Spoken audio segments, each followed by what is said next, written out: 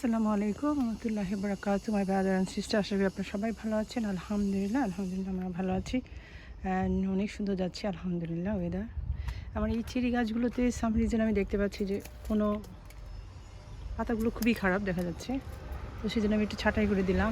এই চেরি গাছগুলো সবগুলো কিন্তু সেম এইজের, বাট পাতার অবস্থা একটু খারাপ দেখে আমি কেটে ছেটে দিচ্ছি।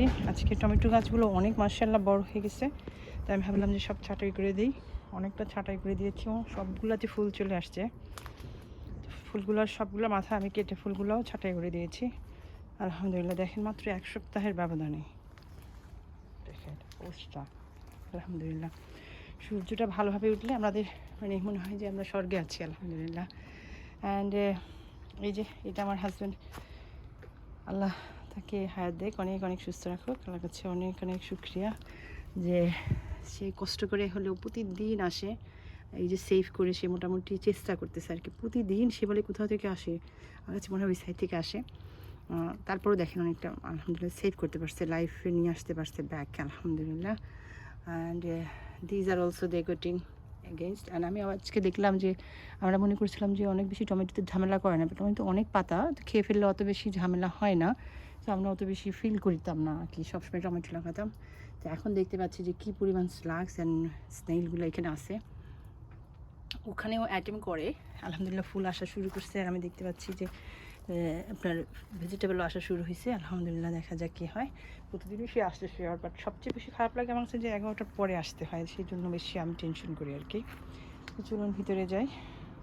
আসলে গরমে এত অস্থির হয়ে যাচ্ছে, অসুস্থ হয়ে যাচ্ছে আর কি। সকালবেলা আপনার অনেক অসুস্থ হয়ে পড়ছি, তখন আসলে মনে হলো যে আমরা জীবন দুনিয়াতে একা আসছি, একাই যেতে হবে। আমি আমাকে ডাকিনি এই জন্য, বিকজ সকালবেলা আমার মেয়ের আবার একটু 7টার দিকে আপনার আছে, চলে যেতে হবে স্কুলে। আপনার ট্যুর আছে একটা, যেটা আর কি আমাদের 1 থেকে 1.5 ঘন্টার রাস্তা আর কি। সো আমি তো নর্মালি অ্যালাউ করি না খুব বেশি দূরে। সো বিকজ অফ 2-1টা তো দিতে হবে, তা নাহলে স্কুল থেকেও আপনার কমপ্লেন চলে আসতে পারে। সো আমি একটু বাছাই করে দিই যেখানে খুব বেশি দূরে না হয়, তখন আমি আমি মানে রাজি হয়ে যাই আলহামদুলিল্লাহ। সো অনেক অসুস্থ হয়ে পড়ছি আর কি। তখন মানে টয়লেটে ছিলাম, তখন বসে মনে মনে চিন্তা করতেছিলাম যে কাউকে যদি ডাকবো কী লাভ হবে, আমার পেইন তো কেউ নিতে পারবে না, বরঞ্চ আরও বেশি আমি তাদেরকে পেরেশানি দিয়ে দিব। বসে থাকবে হয়তো, তারা জিজ্ঞেস করবে কেমন লাগতেছে, কী লাগতেছে, অনেক বেশি হইচই হয়ে যাবে। তো আস্তে আস্তে করে আল্লাহকে ডাকলাম, আল্লাহই সমাধান করে দিল। আস্তে আস্তে আস্তে করে পেইনটা কমে গেল আলহামদুলিল্লাহ। তারপরে বের হয়ে আসলাম, একটু রেস্ট নিলাম, তারপরে মেয়েকে আবার সব কিছু রেডি গুছিয়ে দিলাম। তো সবই আল্লাহর ইচ্ছে, আল্লাহই করার সুযোগ দিয়েছে আলহামদুলিল্লাহ। আমাদের সবসময় মনে রাখতে হবে আমরা একা আসছি দুনিয়া থেকে, কোনো কিছু যাবে না আমাদের সাথে। এত যে ভালোবাসা সন্তানের প্রতি, স্বামীর প্রতি, মা ভাই বোন আত্মীয় স্বজন, মানে ঘর বাড়ি, কোনো কিছুই যাবে না আমাদের সাথে। তো আমরা যেন আমাদের যে কামাইটা, সেই কামাইটা যেন সুন্দর করে করে নিয়ে যেতে পারি, এইটুকুই আমি আজকে বলবো আলহামদুলিল্লাহ। Because I feel really bad in the morning আলহামদুলিল্লাহ। প্রতিবার মনে হয় আল্লাহ হয়তো রহমত করে আমার বাচ্চাদের মুখের দিকে তাকিয়ে আমাকে দুনিয়া থেকে এখনও নেয়নি। সামটাইমস মনে হয় এরকম আলহামদুলিল্লাহ, আল্লাহর কাছে শুক্রিয়া। দেখেন পাতাগুলো মাশাআল্লাহ মাশাআল্লাহ, দেখছেন ওয়েদার মানে কাকে বলে আলহামদুলিল্লাহ। এটা কিন্তু আমি বাংলাদেশ থেকে আমার মায়ের গাছ থেকে একটা শাখা ভেঙে নিয়ে আসছিলাম আলহামদুলিল্লাহ। তো আমি মনে হয় এই পাতা দুটো খেয়ে আজকে শরীরের অবস্থা খুব খারাপ দেখে তো দেখতেছি। সকাল থেকে নিয়ে আমি একটু আদা খেয়েছি, সকালে আদা পানিটা গরম পানির মধ্যে ভিজিয়ে রেখে সামান্য একটু লবণ দিয়ে খেয়ে নিয়েছি মর্নিংয়েই। তারপরে একটু হানি দিয়ে আবার করে খেয়েছি।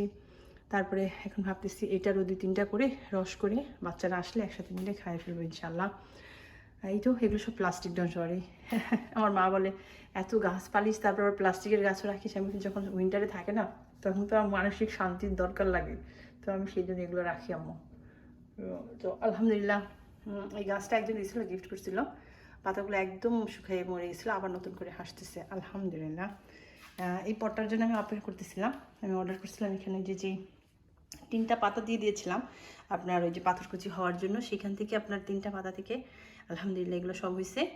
এখন জাস্ট আমি নতুন পটে কালকেই দিয়ে দিয়েছি, একটা ঘরেই রাখবো যেহেতু ইনশাআল্লাহ। তো এই তো আলহামদুলিল্লাহ। এটা ফুটাও করবো না, অল্প অল্প করে পানি দেবো আলহামদুলিল্লাহ। কাঁঠাল গাছগুলো ওকে দেখা যাচ্ছে, সেরকম করে দেখা যাচ্ছে না। এত সুন্দর ওয়েদার হওয়া সত্ত্বেও বাংলাদেশে এর থেকে বেশি টেম্পারেচার, তাই না? এখানে বেশ কিছু আপনার অ্যাগেইন লেমন কিছু বের হয়েছে, but it's not really, I don't think so we can get anything, because আমার যে কটা আছে আজকে মনে হয় 5-6 বছর হয়ে গেছে, স্টিল কান্ট ফি এনিথিং। তো চলুন বাইরে যাই, এনজয় করি। সো হিট, মাই গড, আমি সোয়েটিং সো ব্যাডলি, আর হিটটা আমি নিতেই পারি না। দেখেন অবস্থা, মনে হয় যে আমার মনে হয় না আজকে কোনো ক্লাউড আসবে। আকাশটা দেখলে মনে হয় যে আমরা সৌদি আরবে আছি, সৌদি আরবের আকাশে এরকম কোথাও কোনো ক্লাউড দেখা যায় না। সো আলহামদুলিল্লাহ। সো কালকে আমি এগুলো সব ছাঁটাই করে দিয়েছি, দেখা গেলো যে এইসব গোড়া থেকে অনেকগুলো শাখা বের হয়েছে, বাট স্টিল আমি সবগুলো ছাঁটাই করে দিয়েছি যাতে উপরের দিকে বেড়ে যেতে সাহায্য হয়। আলহামদুলিল্লাহ অনেক ফুল টুল আসতেছে, মরিচ গাছগুলো অনেকটা ইম্প্রুভমেন্ট দেখা যাচ্ছে। 7 days আগে আপনাদেরকে যেই আপনার ইটা দিয়েছিলাম সেখান থেকে ইটস মাচ বেটার লুকিং আলহামদুলিল্লাহ। বেগুন গাছগুলো তো অনেক যত্ন নিচ্ছে আমার হাজব্যান্ড, অনেক যত্ন বলতে কি, তার যে লুক আফটারটা যদি স্লাক্স খেয়ে ফেলে দিলে আমি তো একদমই আমার মানে অনেক বেশি ক্ষতি হয়ে যাবে। সেই জন্য আমি বলি সব কিছু আমি করলেও সে ওই যে লুক আফটারটা করে ওটা অনেক বেশি আল্লাহর কাছে শুক্রিয়া যে ওটার জন্য বেঁচে আছে আর কি, আমি সেটা বলবো। বেঁচে থাকাটা সবচেয়ে বেশি ইম্পর্টেন্ট, তো তারপরে না আপনি বেঁচে থাকলে না লুক আফটার করবেন, সো ওটা বেশি, ওটার জন্য আমি বেশি অ্যাপ্রিসিয়েট করি। সো আলহামদুলিল্লাহ মরিচ গাছগুলো দেখতে পাচ্ছেন। আজকে আমি দেখলাম গত অনেক দিনে আমি দেখি নাই যে সহজে মানে মাঠটা শুকাচ্ছে, আজকে দেখি যে একটুতেই মাঠ শুকায় যাচ্ছে, আর এই সবগুলো গাছে ফুল আসা শুরু হয়েছে আলহামদুলিল্লাহ। এই দেখেন আমার মিন্ট আলহামদুলিল্লাহ, এই তো আলহামদুলিল্লাহ, ইটস নট ব্যাড। এই কয়েকবার নিয়ে শাক খাইছি, তারপর আবারও হইতেছে। আজকে এটাও একটু ছাঁটাই করে দিব। এখানে আমি দেখতে পাচ্ছি যে পানি সকাল বিকাল 2বার করে দেওয়াতে অনেক সুন্দরভাবে বাড়তেছে, প্রত্যেকটাতে ফুল আসছে, তারপরে আপনার কিউকাম্বার আসছে। হ্যাঁ, ছোট্ট ছোট্ট আপনার একদম ওই যে এইগুলো আছে স্লাক্সগুলো আছে না, এরা কী করে একদম যেই মানে কচি অবস্থায় যে ফলগুলো ওটার ভিতরে ঢুকে ঢুকে গুটুর গুটুর করে খেতে থাকে, মানে আপনি দেখবেনও না যে আসলে ওরা খাচ্ছে, ওরা ভিতরে বসে বসে খাচ্ছে আর কি, এত ডেঞ্জারাস এগুলো। আলহামদুলিল্লাহ এই খুব বেশি যে আমি দেখতেছি না লাউভাবে যাচ্ছে, আমি যদিও মাথাগুলো সব কেটে দিয়েছি, অ্যান্ড সবগুলো ফুল যেগুলো বের হচ্ছিলো পুরুষ ফুল ওগুলো সব কেটে দিয়েছি, কারণ at the moment we don't need those things. আমাদের দরকার এই মুহূর্তে ভাড়াটা দরকার, ভালো করে ছড়িয়ে ছিটিয়ে গেলে তারপরে যদি কিছু পাওয়া যায়। আলহামদুলিল্লাহ অনেক অনেক আপেল ঝরে গেছে, অনেক আপেল ঝরে গেছে। তা আমি ভাবছি এগুলো কি ফেলে দিব নাকি নিজে থেকে ঝরার অপেক্ষা করবো। এখানে অনেকগুলো আছে একসাথে, এইটুকু গাছে there is no way possible যে এতগুলো হবে। সো আমি অলরেডি দেখতে পাচ্ছি অনেকগুলো নষ্ট হয়ে যাচ্ছে। সো দেখা যাক কী হয়। এখানে আমি কালকে দেখলাম সবগুলো কুচি গাছ পাতার মানে ডালের মধ্যে সবুজ সবুজ যে ইগুলো আপনার পোকাগুলো ভরে গেছে, তো আমি আবার স্প্রে করে দেওয়াতে আজকে একটু কম দেখলাম। আলহামদুলিল্লাহ আমি কালকে ফার্স্ট টাইম আমার নিজের যে এইটা থেকে পানি দিয়েছি সবগুলো গাছে, যেহেতু আলহামদুলিল্লাহ ভালোই দেখলাম যে ঘন হয়ে গেছে। আর আপনার যত বেশি রাবিশ ভরে যাচ্ছে তো অনেক বেশি, যদি না দিতে থাকি তাহলে তো হবে না, আবার একটু কম পাইলে তারপরে পুষতে সুবিধা হবে। তো আমি কালকে মানে সপ্তাহে একদিন তো ডেফিনেটলি ইনশাল্লাহ দিয়ে দিব। আর যখন ফল আসবে তখন থেকে chicken marinate all this things দেওয়া শুরু করবো। বাট বিকজ আমরা যদি টু মাচ এক্সপেন্স করে ফেলি তো আসলে এখানে গার্ডেন করে কোনো লাভ হয় না, আসলে সব কিছু চিন্তা করতে হবে। তো আলহামদুলিল্লাহ আমার এই সেভিংটাও তো ইম্পর্টেন্ট, ইটস টু এক্সপেন্সিভ তো লাইফ। আলহামদুলিল্লাহ দেখেন এই মাত্র 1 সপ্তাহ ব্যবধানে আলহামদুলিল্লাহ এগুলো অবশ্য প্রথম দিকেই ভালোই করতেছিল, ফুল আসছে আলহামদুলিল্লাহ আলহামদুলিল্লাহ। অ্যান্ড আমি একটা করলাও দেখতে পাচ্ছি আলহামদুলিল্লাহ, আমি যদিও পলিনেশন করে দিয়েছি, দেখা যাক আলহামদুলিল্লাহ কী হয়। পাতাগুলো অনেক ভালো দেখা যাচ্ছে, পাতা দেখলে আলহামদুলিল্লাহ আলহামদুলিল্লাহ নিয়ে যেতে হবে। বাট আমি অপেক্ষা করতেছি একটু বেশি হোক, যদিও অনেক বেশি স্লাক্সে ঝুললাম, ছোটো ছোটো স্লাক্সগুলো বসে বসে একদম মানে আপনি বসে থাকবেন পাতার মাঝখানে মাঝখানে আপনি বুঝবেনও না, এরকম হয় বসে থাকে আলহামদুলিল্লাহ। তো কী করবো, আল্লাহ যেরকম রাখছে আলহামদুলিল্লাহ। দেখা যাচ্ছে এখানেও অনেক সুন্দর অনেকটা বেয়ে গেছে, এটা যদিও চাইনিজ ওয়ান, এটা এখনও ফল দেখা যাচ্ছে না, বাট ফুল আসছে বেশ কয়েকটা আলহামদুলিল্লাহ। এই তো বেগুন গাছ, আমার এই কটা বেগুনি গাছে আছে, এবং খুবই হার্ডলি আমি এখন বেগুন গাছের আসলে এইটা ধরে ফেলছি যে কেন মারা যায়। আমাকে আসলে টেম্পারেচার চেক করে তারপরে বেগুন গাছ আপনার জার্মিনেট করতে হবে, যাতে করে মানে অ্যাটলিস্ট আপনার রাইট টেম্পারেচারে এরা যখন শক্ত হয়ে যায় ওয়ান্স, দেন তারা লাইভ করে। যদি পাতলা অবস্থায় মারা যায়, মানে ধরেন এদের ডালগুলো যে যখন একদম নর্মাল থাকে কচি থাকে, ওই যদি ঠান্ডা বেশি পড়ে লাগাতার, আর আমাদের তো শীতের মধ্যে আপনার টানা 2 সপ্তাহ 3 সপ্তাহ আপনার সূর্য ওঠে না, এরকম অবস্থায় তো গাছ এরা বিশেষ করে সারভাইভ করতে পারে না। সো আলহামদুলিল্লাহ এইগুলো খুব বেশি যে দৌড়ে দৌড়ে হচ্ছে তাই না, তো কালকে এগুলো সবগুলোতে খাবার দিয়ে দিয়েছি আলহামদুলিল্লাহ। অ্যান্ড ছাঁটাই বাছিও করে দিয়েছি পাতা, পাতা ছাঁটাই করে দিলে কী হয়েছে আমার মনে হয় দৌড়ে হয়ে যাচ্ছে। এগুলো যে আমি ছাঁটাই করে দিলাম মাত্র কয়দিন হয়েছে, এর মধ্যে আবার ভরে গেছে, বিকজ গোড়াগুলো তো দেখাই যায় না যদি না হয়। তো আলহামদুলিল্লাহ এগুলো তো দেখলাম যে পাতা ভালোই আসতেছে, সরি ফলও বাইর হচ্ছে, দুই একটা দেখা যাচ্ছে। আমি not expecting too much, because ছোটো অবস্থায় যদি ফল আসা শুরু করে দেয় তখন গাছটা বেশি দিন বাঁচে না। এগুলো দেখছি আলহামদুলিল্লাহ। আপনার এই যে তরমুজ গাছগুলো যে অনেক পানি দরকার, একদম সকালবেলা এসে দেখি আমি একদম নিয়ে আসছে, যদিও আমি রুম থেকে বাইরে এসেছি মানে 8টার দিকে, মানে আমি এটাকে বিদায় করে দিয়ে তারপরে ধর ছেলে মেয়ে সবগুলোর বিদায় করে দিয়ে আমি বেরিয়েছি। আলহামদুলিল্লাহ আজকে অনেক অসুস্থ হয়ে যাচ্ছি।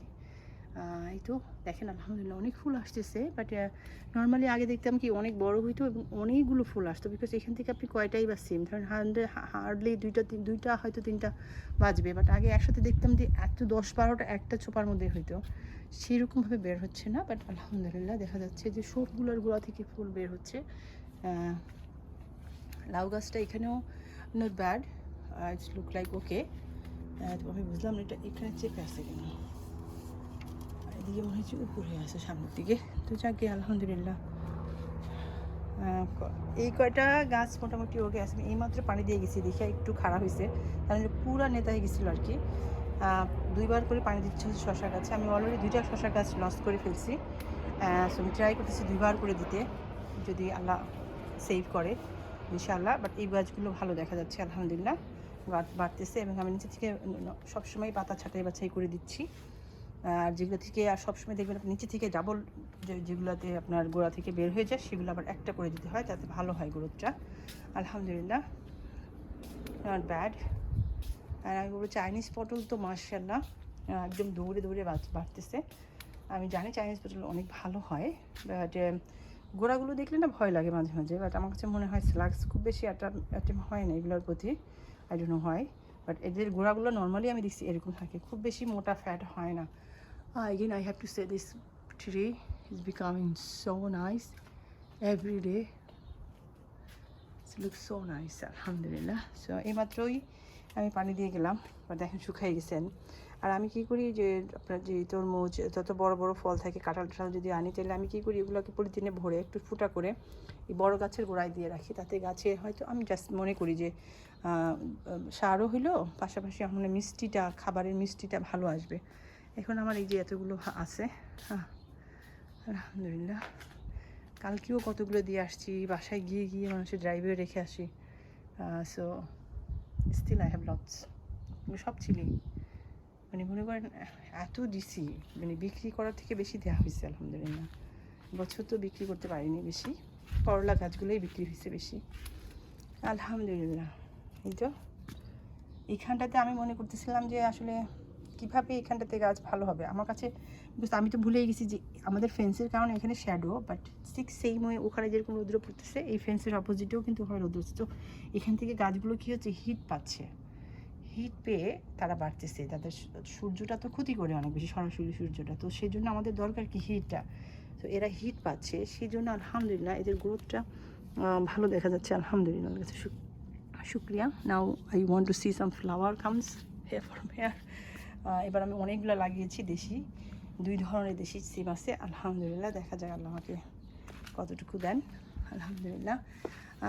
আমি সবসময় দরজাগুলো খুলে দিই যখন, বিকজ এগুলোর কোনো উইন্ডো নাই যেটা আমি খুলতে পারবো। তো সব মাসে যখন আপনার সারা শীতের মধ্যে যখন অনেক বেশি বৃষ্টি হয় তো ড্যাম পড়ে যাওয়ার সম্ভাবনা থাকে, সেই জন্য সবসময় দরজা জানালা এভাবে খুলে রাখবেন যখন সুন্দর সূর্য দেখবেন, বিশেষ করে স্পেশালি এই দেশে এবং বাংলাদেশেও। আমি বলবো যেসব গ্রামের বাড়িতে যাদের বাড়ি ঘর আছে, যাদের সুযোগ সুবিধা অনেক বেশি না, মানে বা আসার জন্য বাতাস, তো যারা মানে সামার দেখলে অতিরিক্ত হিট হলে দরজা জানালা খুলে দিলে এরকম একটু সুবিধা হয়ে যায় আলহামদুলিল্লাহ।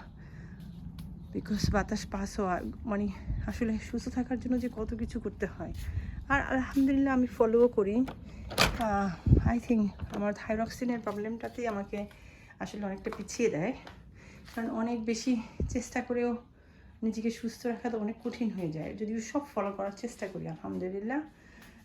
এই তো এরকম আছে এই যে এই মানুষ এত চিটিং করে, দেখেন লিটার কিন্তু হিসাব করবে আপনার তরল যে খাবারগুলো আছে না, তারা কি করেছে আজকাল মাডের মধ্যেও লিটার বলে। কেন লিটার বলবি কেন, মানে এগুলো বলে আমাদেরকে ঠকানোর চেষ্টা আর কি, মানে বিজনেসের একটা এখানে বলছে 20 লিটার। তা আমি ভাবছি যে 20 লিটার হলে অ্যাটলিস্ট 10 কেজি তো, বা 10 কেজিরও কম। আমার হাজব্যান্ড বললো 8 থেকে 10 কেজি, মানে এরকম 20 লিটার বলে চিকেন ম্যানপ্যানটা কিনছি আমি, তেমো থেকে কিনছি। মানে খুব চালাকি করে মানুষ, মানে অনেস্টির এত অভাব সব জায়গায়, খুব খারাপ লাগে মাঝে মাঝে। But that's how they are, what you can do, we have to survive this way. Immediately একটা ইন্ডিয়ান ফিল্ম বাড়িছে, যেখানে দেখা যাচ্ছে বাচ্চা দুটোকে মারা গেছে একটা ট্যুর ইভেন্টের মধ্যে। আমি আরও কয়েকটা ট্যুর ইভেন্টেরই দেখছি, ডকুমেন্টারি আমি দেখি মাঝে মাঝে। কি বলবো, মানে আপনি কত সাবধানে থাকবেন, আপনার পাশের বাসায় যদি আপনার বাচ্চাকে মেরে ফেলে, আপনার নিজের ভাই বোন যদি মেরে ফেলে, আপনার বাংলাদেশে একটা নিজের বোন মেরে ফেলছে ভাইয়ের বাচ্চাকে, মানে কোথায় যে যাব আমরা আমি জানি না। এত এত ক্রাইম, এত মন খারাপ থাকে দেখলে আসলে।